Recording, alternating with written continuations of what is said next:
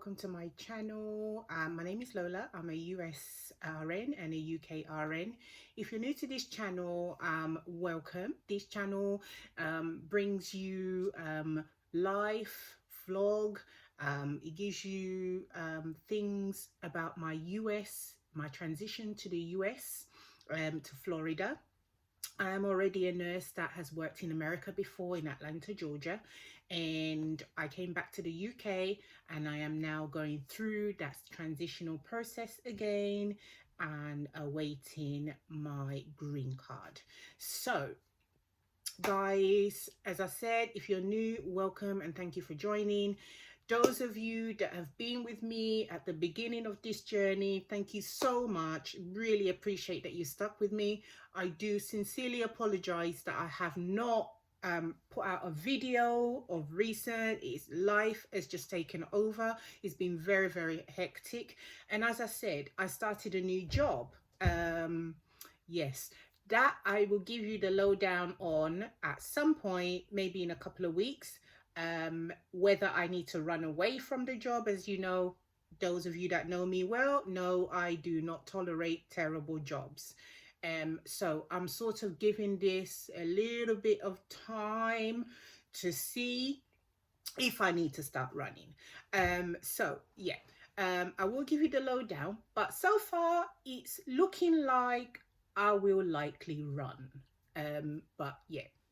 We'll see how it goes. Okay, so thank you again. Today I want to talk to you about a subject that's been sort of discussed on YouTube, questions that I've been asked by nurses, student nurses, who have tried to get their credentials evaluated by CGFNS and are having difficulties in meeting the required hours. So let's start then. Okay, so guys, if you're a nurse from the Philippines, if you're a nurse from Ghana, Africa, any parts of Africa, this does not affect you because your program seems to follow the right program for CGFNS to evaluate your credential and deem it comparable to a US RN. So those of you in those countries that I've mentioned, you would likely be okay once you apply for CGFNS. However, those of you who are not in those countries, so for example, if you are a registered nurse in the UK or a student nurse in the UK, you will have difficulties, okay? And this seems to be common. I do not know why they're making it difficult for us to migrate. For some reason, it's almost, to me, in my opinion, like a control thing, okay? So you study in the UK, they want you to work in the UK. They are not making it easy for you to travel to America or try and migrate to America because the NHS needs their nurses, right? But then again, if they need their nurses, they need to pay their nurses what they're worth, okay? We are worth more than what they're paying us. So there are some difficulties, as I said, with some of these nurses that are UK registered nurse or student nurses who are adjusting their program and trying to figure out, once they finish, are they going to be able to, do the credential evaluation with CGFNS and, be able to do their NCLEX exam, right? So the problem is you will have difficulties. You will, okay? Because the program changed years back, yeah? And when it changed, it sort of cut away some of the, areas that CGFNS looks at and says, okay, this nurse's credential is comparable to a US RN's credential. So some of these areas I will mention, which is midwifery, obs and gynae, mental health, yeah? So you would already have quite a lot of medical surgical as part of your training. So you really don't need any more than that. But those areas that I've mentioned have been problematic for people. Now, I was one of those people that had that difficulty, but I planned myself ahead. So while I was a student nurse in my third year, I opted for community placement and went into my community placement. In that community placement, I was able to do mental health, and I was able to also do the child placement. So I just managed to get a letter from my dean of nursing, and my dean of nursing wrote that letter, stamped it, and then that was the letter that I sent off to CGFNS before they let my people go. So finally, I, you know, managed it along with my CAD books. I had to send my CAD book to them, and that's how I was able to get an ATT to do my NCLEX exam. Had I not done that, I would be in that position as well and not be able to go to the US. So it's really sad that, you know, we're in this situation where we've gone to school, we've done a BSc, we've studied hard, and then it comes to time when you want to migrate to another country to get paid what you're worth, you cannot do that. So I cannot help those of you that are already qualified as nurses, but I will say that don't give up, because there will, you know, even if it means you need to travel over to the USA and do like the bridging program, then do that. Okay, so don't give up. For those of you who are student nurses still in your program, I would suggest to you to go into the community, find a GP surgery or you know, one of those wellness clinics. Go in there, because you will be able to meet those mental health and child placement hours in there. Okay, and then just make sure that you have a letter from there saying that you've done those hours, and that letter should be sufficient enough for CGFNS to you know, say that your education is comparable to a US RN education, and you should be able to get your ATT and do your NCLEX exam that way. Right, so yeah, so the student nurses are still in a better position than nurses that have already qualified.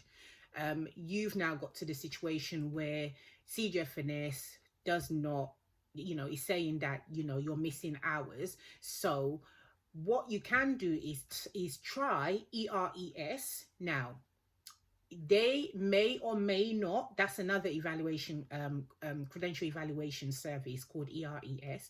They may or may not, you know, allow you to practice, but they have limited states. So look on their website, they have limited states where you can, but that's still, again, a risk that you take when you go ahead with ERES.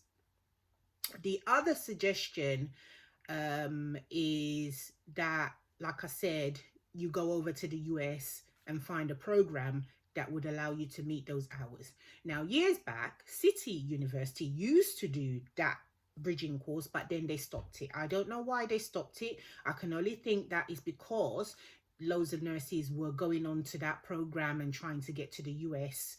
That's probably why they stopped it. But yeah, it is rather difficult at the moment. The I don't know if some of you have seen Nurse Belinda. If you haven't, go over to her channel. Nurse Belinda is going to America. I do believe she said Indiana. She's going to go and start a nursing program again. Even though she's a qualified nurse here, she's having to restart everything again, which in my opinion is very unfair that she has to go through all that process again. But do your research, make sure that you look around, because surely there must be some other option where you don't have to go through a 3-year program again. Okay, so yeah. The other thing that I would suggest, and this is for the student nurses, is that if you cannot find a community placement, So whether your university is not placing you in those community areas, or you have difficulties with placements where they're sending you still to the hospital and they're refusing to send you to the community, what you could do is, if you have a little break of your 2 weeks or whatever, however long your half term is, find a placement yourself. Yeah, find a placement yourself. Approach a mental health place, approach a GP surgery, and ask them if you can do some, a couple of weeks hours with them, and have somebody write a letter there. Take it to your university and say, look, I've done these hours during my own time. Can you please stamp it for me? And that should be sufficient enough for CGFNS. Trust me, I've gone through this process before. They allowed me to get a letter, and that letter was what helped me to have my credential evaluated and for me to be able to get an ATT for my NCLEX. So try that approach. Obviously, you might be difficult trying to find a placement that will allow you. But I think if you still have your student ID card, show it to them and say, I'm a student nurse. Yeah, I'm a student nurse. I'm thinking of going into mental health, or I'm thinking of going to be a child nurse, but I don't know if I'm going to like it. So I thought I'd get some experience first, just to see if this is for me before I go and do extra, another year or so in order to qualify as a child nurse. I don't see any institute that would refuse you that, as long as you still have your student ID card to show them. So yeah, I think that's really the best way to go, and just make sure that before you leave that placement, you get someone to write that letter for you. That is really, really important, that you do not leave that placement without getting a letter from them, and then take that letter to your university and get that letter stamped, because that's exactly what I did. Okay, so I hope that's helped some of you guys. I'll keep looking around and searching for information for you guys, just to see if I can help give you, some of you nurses that are already qualified, further information in regards to how you can get your credentials evaluated. Right, guys, so I'm going to talk about the giveaway, and the giveaway is still on, and it is I'm going to call out the winner. So okay, the winner is Irene Ogwa. Sorry if I've butchered your name, but Irene, you won we said some hair clips, which was made by myself. If you don't wear this kind of thing, maybe you know someone that has a child or a teenager that would be useful for.